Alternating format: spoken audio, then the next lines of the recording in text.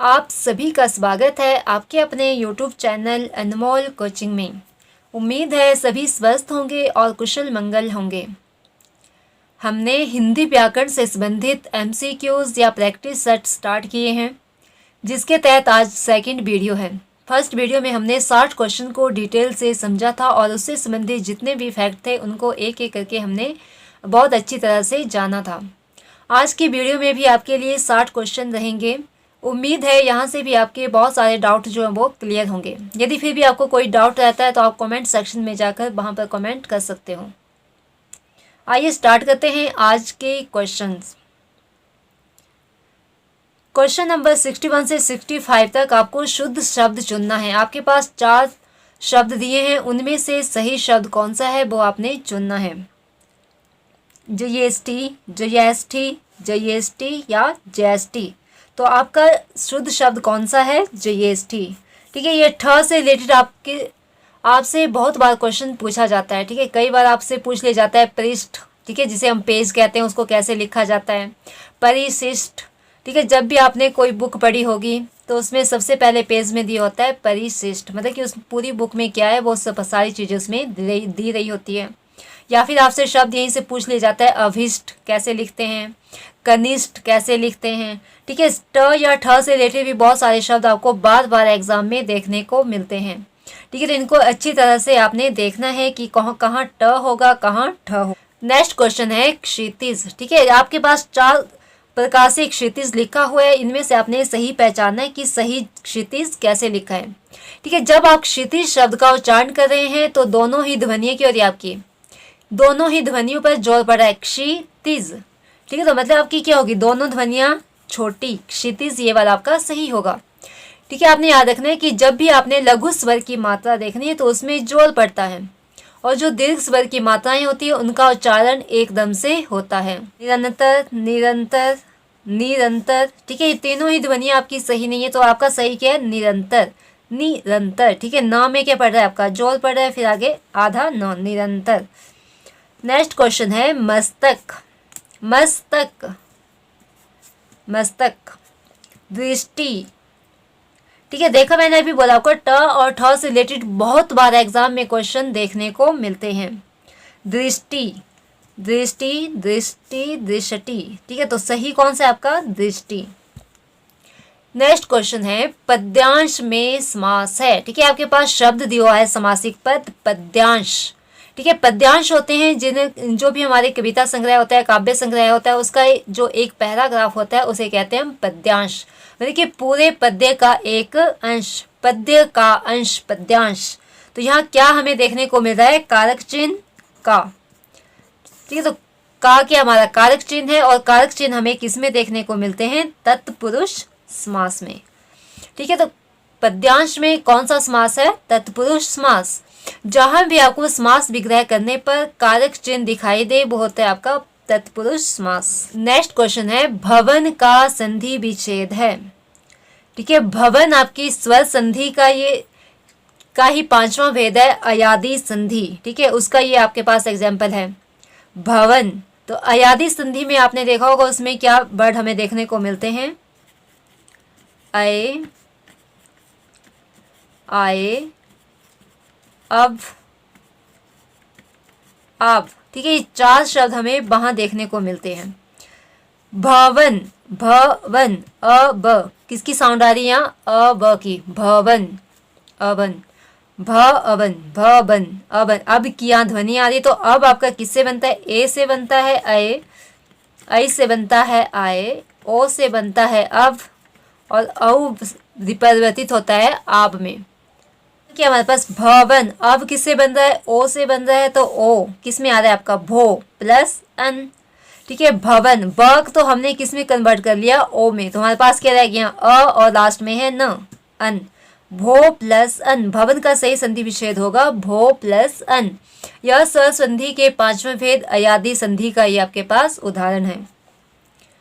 Next question है कुल्हाड़ी का तत्सम शब्द है। कुल्हाड़ी आपके पास तद्भव शब्द है, हिंदी भाषा का शब्द है, और इसका संस्कृत शब्द कौन सा है, कुठार। घोटक है घोड़े का तत्सम शब्द, सात का तत्सम शब्द है सप्तक। मक्खी का तत्सम शब्द है मक्षिका और कुल्हाड़ी का तत्सम शब्द है कुठार। नेक्स्ट क्वेश्चन है देशज शब्द है, तो ईमानदारी शब्द है आपका उर्दू भाषा का, कदम शब्द है अरबी भाषा का, और अपील शब्द है आपका अंग्रेजी भाषा का। और अपील शब्द का हिंदी रूप होता है आवेदन पत्र। ठीक है, हम आवेदन करेंगे या आवेदन पत्र देते हैं। ठीक है, और मज़ेदार शब्द है आपका देशज भाषा का। ठीक है, कौन सा शब्द है देशज भाषा का? मज़ेदार। देशज शब्द वे शब्द होते हैं जिनका प्रयोग हम स्थानीय भाषा में या जो भी हमारी लोकल लैंग्वेज होती है उसमें जिन शब्दों का प्रयोग करते हैं। नेक्स्ट क्वेश्चन है क्रोध का बहुवचन है। ठीक है, क्रोध का बहुवचन क्या होगा? क्रोधी, क्रोधों, क्रोध या क्रोधी। ठीक है, चाहे हमें कितना भी गुस्सा आ जाए, चाहे 10 लोग गुस्से में हों, तो हम उन्हें कहेंगे आप शांत हो जाओ, क्रोध क्यों कर रहे हैं। ठीक है, हम कभी भी ये नहीं कहेंगे कि क्रोधों क्यों कर रहे हैं, है ना। क्रोध का बहुवचन क्या होगा? क्रोधों। लेकिन क्रोधों नहीं, क्रोध का बहुवचन क्या होता है? क्रोध ही होता है। ठीक है, चाहे आप एक इंसान के लिए बोलें या फिर एक ग्रुप के लिए बोलें, आप क्या कहेंगे कि आप कृपया आप शांत बैठिए, क्रोध मत करें। ठीक है, क्रोध ना करें। या तो ये तो नहीं है कि हम ग्रुप को देखकर ये कहेंगे कि आप क्रोधों ना करें। ठीक है, अगर आपको पता नहीं लगता है कि कौन सा शब्द हमने कैसे चुनना है, कि कौन सा बहुवचन है, तो क्या करना है, सबकी आपने वाक्य बना लेना है। ठीक है, जब वाक्य बनाने पर खुद हमें समझ आता है कि कौन सा शब्द जो आपका सही शब्द होगा। नेक्स्ट क्वेश्चन है भार की भाववाचक संज्ञा है। भारी, भारीपन, भारी या भारीपन। ठीक है, भाववाचक संज्ञा भारी, भारी की भाववाचक संज्ञा है भारीपन। ठीक है, भाववाचक संज्ञा छाड़ने के लिए आपने देखना है कि जिस भी शब्द से हमें फीलिंग आए, ठीक है, जिस भी शब्द को हम महसूस करें, ठीक है, वही क्या होता है आपका भाववाचक संज्ञा शब्द होता है। अब भारीपन को हम क्या करेंगे? फील कर सकते हैं। यदि कोई चीज़ हमने बहुत भारी उठाई तो हम उसको देख तो नहीं सकते हैं कि ये भारी है, उसे क्या करेंगे? हम फील करेंगे, महसूस करेंगे कि ये चीज़ जो है वो बहुत भारी है। ठीक है, इसमें भारीपन आ रहा है। ठीक है, तो क्या करेंगे? हम फील करेंगे। जो जहाँ भी यदि आपको भाववाचक संज्ञा पूछी जाए तो वहाँ आपने शब्द को देखना है कि किस चीज़ को हम केवल फील कर सकते हैं, महसूस कर सकते हैं। क्योंकि भावों को हम ना देख सकते हैं ना छू सकते हैं, केवल क्या कर सकते हैं? उन्हें फील कर सकते हैं। ठीक है, जिस भी शब्द से आपको फीलिंग आए या महसूस हो वो शब्द कहलाएगा आपका भाववाचक संज्ञा शब्द। नेक्स्ट क्वेश्चन है जहर का विशेषण है। ठीक है, जहर शब्द का विशेषण शब्द क्या होगा? जहरीला, जहरीला, जहरी या जहरी। ठीक है, जहर का विशेषण शब्द होगा जहरीला। नेक्स्ट क्वेश्चन है अहंकार का पर्यायवाची शब्द है। ठीक है, तिमिर शब्द है पर्यायवाची अंधेरे का, पाहुन शब्द है पर्यायवाची मेहमान का, अमोद शब्द है पर्यायवाची प्रसन्नता का। ठीक है, तो कौन सा रहेगा हमारे पास? दर्प। दर्प शब्द है अहंकार का पर्यायवाची।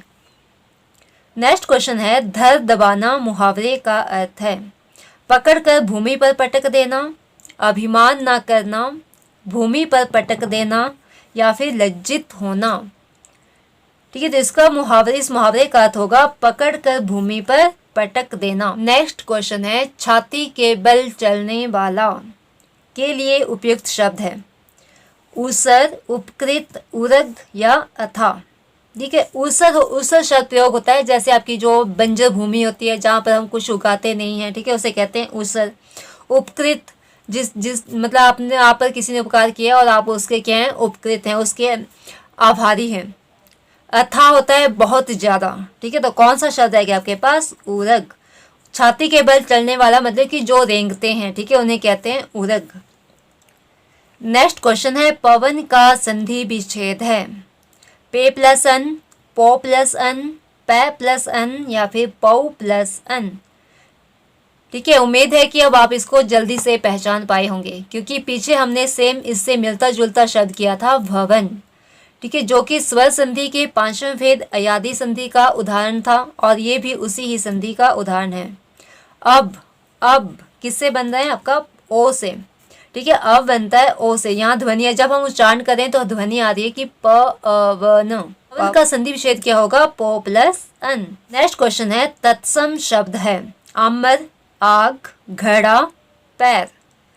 ठीक है, आग है आपका अग्नि का हिंदी रूप, घड़ा है घट का हिंदी रूप, पैर है पाए का हिंदी रूप। ठीक है, तो क्या है आपके पास? आम्र। आम्र का हिंदी रूप होता है आम।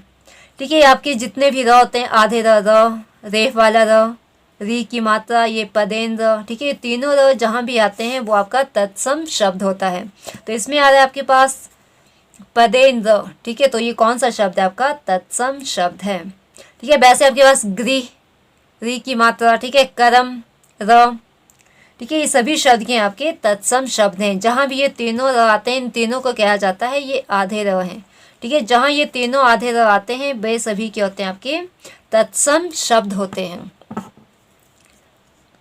नेक्स्ट क्वेश्चन है विदेशी शब्द है। आपके पास 4 शब्द दिए हैं और इनमें से विदेशी शब्द कौन सा है?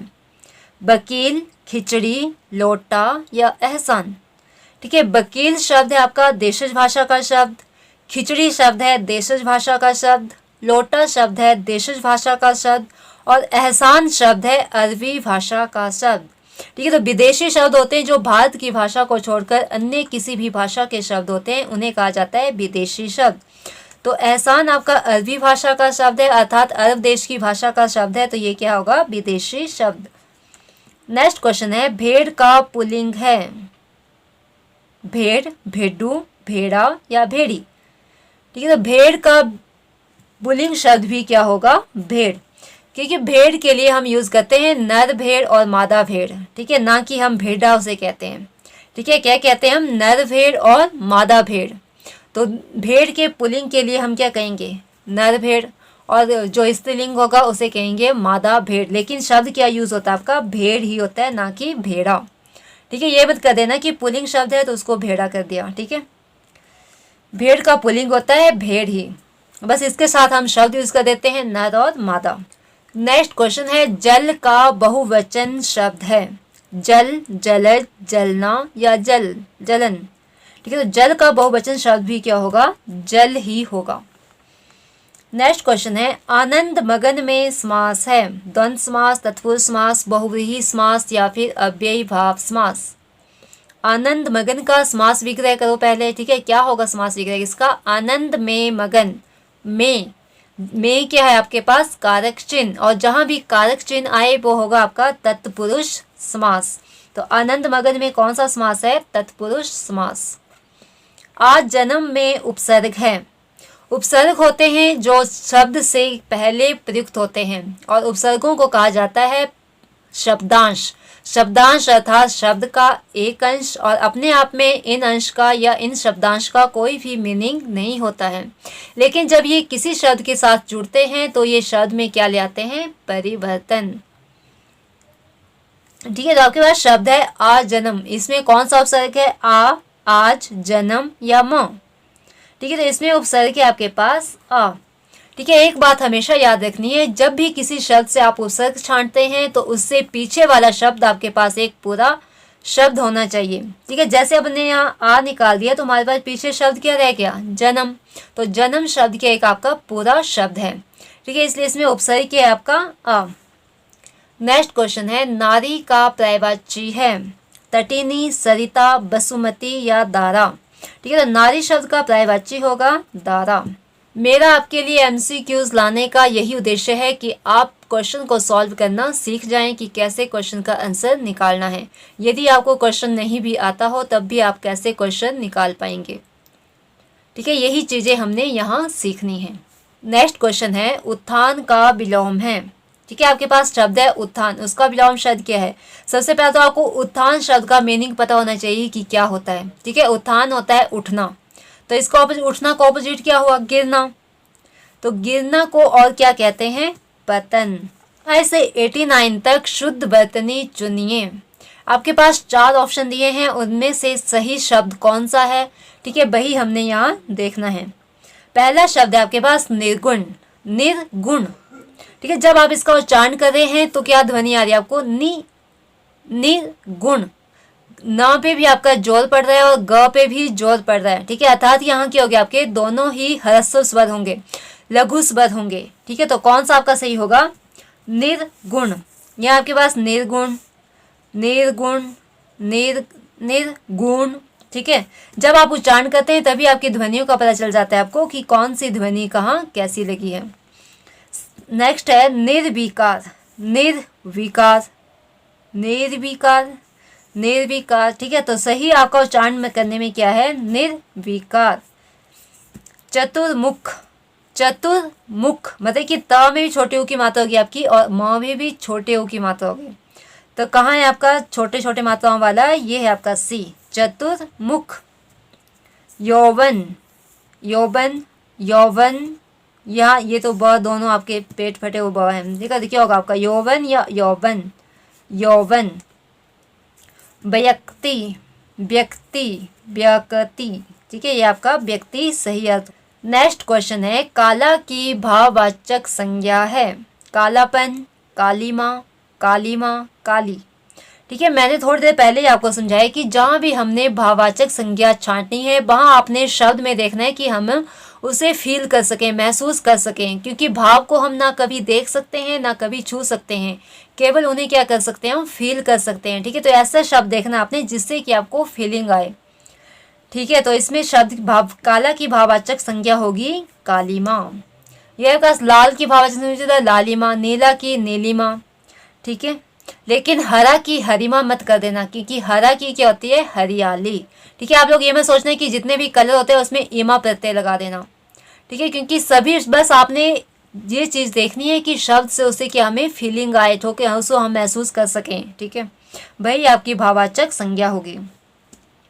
नेक्स्ट क्वेश्चन है, निम्न में से कौन सा शब्द तत्सम है। आपके पास 4 शब्द दिए हुए हैं, तुरंग, घोड़ा, तोरग, तिरंग। ठीक है, तो कौन सा शब्द है आपका सही, तुरंग, क्योंकि घोड़े का तत्सम शब्द है तुरंग। नेक्स्ट क्वेश्चन है, निम्न में से कौन सा शब्द तत्सम है, मुट्ठी, मुष्टिका, मीठी, मूसिका। यदि आपने जो भी मैंने नियम आपको करवाए थे आपको याद होंगे तो उसमें बताया था मैंने कि स, श, स और श, ये तीनों श जहाँ भी होते हैं वो आपका तत्सम शब्द होता है। तो यहाँ आपको दिख रहा है ये श, मुष्टिका। ठीक है, तो यही है आपका तत्सम शब्द। नेक्स्ट है आपके पास 93 से 95 तक उचित लिंग कौन सा है। आपके पास शब्द दिए है, आपने उसका लिंग पहचानना है। ठाकुर, तो ठाकुर का स्त्रीलिंग शब्द क्या होगा, ठकुराइन, ना कि ठाकुराइन, क्या होगा, ठकुराइन। ननद का पुल्लिंग शब्द ननदोई। बालिका, बालिका का पुल्लिंग शब्द बालक। 96 और 97 क्वेश्चन में आपने भाववाचक संज्ञाएं चुननी हैं। कुमार, कुमार की भाववाचक संज्ञा कौमार्य, कौमार्य। सुहृद की सौहार्द। ठीक है, सुहृद की भाववाचक संज्ञा क्या होगी, सौहार्द। नेक्स्ट क्वेश्चन है, आजीवन में कौन सा समास है। आजीवन, तत्पुरुष समास, द्वंद्व समास, अव्ययभाव समास या तत्पुरुष समास। ठीक है, तो आजीवन में समास है आपका अव्ययभाव समास। ठीक है, अव्ययभाव समास को पहचानने का सिर्फ आपका एक तरीका है कि इसमें जो भी पूरा पद होता है वो क्या होता है, उपसर्ग होता है। ठीक है, अब यहाँ आ के आपका उपसर्ग है, जब भी हमने आ निकाल दिया तो पीछे हमारा एक पूरा शब्द रह गया। ठीक है, तो अव्ययभाव समास की सिंपल सी पहचान है आपकी कि इसका पूरा पद क्या होता है, उपसर्ग होता है या फिर अव्यय शब्द होता है। अव्यय शब्द होते हैं जो लिंग, वचन, काल, कारक इत्यादि के द्वारा परिवर्तित नहीं होते हैं। नेक्स्ट क्वेश्चन है, पीताम्बर में कौन सा समास प्रयुक्त हुआ है। आपके पास ऑप्शन है बहुब्रीहि समास, द्वंद्व समास, अव्ययभाव समास या तत्पुरुष समास। ठीक है, तत्पुरुष समास में अब ये यहाँ तो हमारे पास कोई कारक चिन्ह नहीं देखने को मिल रहे हैं। पीताम्बर, पीला अंबर, पीला वस्त्र, यहाँ हमें कोई कारक चिन्ह देखने को नहीं मिल रहे हैं। अव्ययभाव समास में होते हैं पूरा पर इसका उपसर्ग होता है या अव्यय शब्द होता है, वो भी यहाँ हमारे पास नहीं है। द्वंद्व समास में होते हैं जो भी आपके पास शब्द होते हैं वो दो एक दूसरे के ऑपोजिट होते हैं, तो वहाँ भी हमारे पास ये शब्द नहीं है। ठीक है, तो क्या रहेगा आपका बहुब्रीहि समास। तो पीताम्बर शब्द में समास है बहुब्रीहि, और बहुब्रीहि समास होता है जिसमें कि दोनों पद, इसमें कोई भी पद आपका प्रधान नहीं होता है बल्कि दोनों पद मिलकर जो है किसी तीसरे पद का निर्माण करते हैं, अर्थात ये सामान्य अर्थ को छोड़कर किसी विशेष अर्थ को ग्रहण करते हैं। ठीक है, यदि पीताम्बर शब्द का हम सामान्य अर्थ लें तो क्या होगा, पीला अंबर या पीला वस्त्र, लेकिन विशेष अर्थ में हम इसका प्रयोग करते हैं विष्णु भगवान जी के लिए। ठीक है, कि पीले वस्त्र हैं जिसके अर्थात विष्णु भगवान या कृष्ण भगवान। ठीक है, तो पीताम्बर शब्द का हमने विशेष अर्थ में प्रयोग किया श्री कृष्ण भगवान जी के लिए या फिर विष्णु भगवान जी के लिए। ठीक है, अर्थात यहाँ इस शब्द में जो है वो बहुव्रीहि समास है। नेक्स्ट क्वेश्चन है, अनुचर में कौन सा उपसर्ग है? उपसर्ग, पीछे वाला शब्द आपके पास एक पूरा शब्द होना चाहिए। चर हमारे पास शब्द है, तो कौन सा उपसर्ग रह गया? अनु। नेक्स्ट क्वेश्चन है, परोपकार में कौन सा उपसर्ग है? ठीक है, यहाँ सबसे पहले हमने शब्द निकालना, वास क्या निकलेगा? उपकार। उपकार, तो हमारे पास क्या रह गया? पर प्लस उपकार, परोपकार। अ और उ संधि के नियम जब आप पढ़ेंगे तो आप देखेंगे कि अ और उ के मेल से बनता है आपका ओ। पर में आ गया अ, उपकार में आ गया आपका पर प्लस उपकार। ठीक है, यहाँ के स्वर हमारे पास अ और इधर है उ, अ और उ के मेल से बन जाता है ओ, तो क्या बन गया हमारे पास? परोपकार। ठीक है, इसमें कौन सा उपसर्ग है? पर उपसर्ग है। नेक्स्ट क्वेश्चन है, कृपा में कौन सा प्रत्यय है? कृपा में प्रत्यय आपका आ। ठीक है, यहाँ भी आपका संधि का नियम काम कर रहा है। कृप प्लस आ, अ प्लस आ के मेल से बनता है आ। नेक्स्ट क्वेश्चन है, बिलास में कौन सा प्रत्यय है? बिलास, इसमें प्रत्यय है आपका यूज आस। नेक्स्ट के पास 104 और 105 क्वेश्चन में आपने विराम चिन्ह बताने हैं। ठीक है, कि इसके लिए कौन सा शब्द प्रयोग किया जाता है। आपके पास ये इन्वर्टेड कॉमास या डबल कॉमा। ठीक है, इसे क्या कहते हैं? तो इसे कहते हैं अवतरण चिन्ह। अवतरण या उद्धरण चिन्ह भी इन्हें कहा जाता है। अवतरण या उद्धरण चिन्ह इन्हें कहा जाता है। सिंगल कॉमा होंगे या डबल कॉमा, ठीक है, इन्हें क्या कहा जाता है? अवतरण या उद्धरण चिन्ह। यहाँ आपके पास ये जो साइन दिया है इसको हम क्या कहते हैं? तो इसको कहते हैं विवर्णात्मक चिन्ह। यदि आपके पास निर्देशन होता है, जो बड़ा सा डैश होता है, योजक होता है जो छोटा सा डैश होता है, और प्रश्नवाचक होता है ये वाला, कोष्ठक होता है आपके पास ये, चाहे बड़ी हो छोटी हो कोई भी, अर्ध विराम होता है जिसके ऊपर बिंदी हो, नीचे कोमा लगा हो, और अल्प विराम कहते हैं कोमा को। नेक्स्ट क्वेश्चन है, आपका पत्र मिला वाक्य में कौन सा कारक है? आपका, का के की कौन से कारक में होते हैं? आपके संबंध कारक में। ठीक है, कौन से कारक में? संबंध कारक में। का के की, ना ने नी, या फिर रा रे री। नेक्स्ट क्वेश्चन है, वर्तमान काल के कितने भेद होते हैं? वर्तमान काल के 5 भेद होते हैं। नेक्स्ट क्वेश्चन है, श श श किस प्रकार के व्यंजन हैं? अनुनासिक, अंतस्थ, ऊष्म या संयुक्त? अंतस्थ व्यंजन होते हैं य र ल व, संयुक्त व्यंजन होते हैं क्ष त ग श, और श श श होते हैं ऊष्म व्यंजन। नेक्स्ट क्वेश्चन है, क ख ग ज फ आ किस प्रकार के व्यंजन हैं? जिन भी वर्णों के नीचे नुक्ता लगा हो ये किस प्रकार के व्यंजन हैं? तो ये व्यंजन है आपके आगत व्यंजन। आगत व्यंजन वे व्यंजन होते हैं जो किसी अन्य भाषा से हिंदी भाषा में आए हों। और ये जो आपके क ख ग ज फ ये वर्ण है आपके अरबी फारसी के, और ये वर्ण है आपका अंग्रेजी भाषा का। पार्श्विक वर्ण होता है कि जब हम इनका उच्चारण करते हैं तो हवा हमारे बगल से निकल जाती है। ठीक है, और इसमें व्यंजन आता है आपका ल। लुंठित वर्ण होता है र, और अर्ध स्वर होते हैं आपके य और व। ठीक है, मतलब कि इनका उच्चारण करते समय आदि ध्वनि व्यंजनों की आती है और आदि स्वर की, य अ। ठीक है, लगे आगत व्यंजन होते हैं क ख ग ज फ और अ जिन भी वर्णों के नीचे नुक्ता लगा हो। और पार्श्विक वर्ण होता है ल, लुंठित वर्ण होता है र, और अर्ध स्वर वर्ण होते हैं य और व। नेक्स्ट क्वेश्चन है, निम्न में से कौन सा शब्द पर्यायवाची नहीं है? आपके पास 4 शब्द दिए हैं और एक शब्द ऐसा शब्द है जो इन सब का पर्यायवाची नहीं है। पावक, पावक किसका पर्यायवाची है? आग का। तो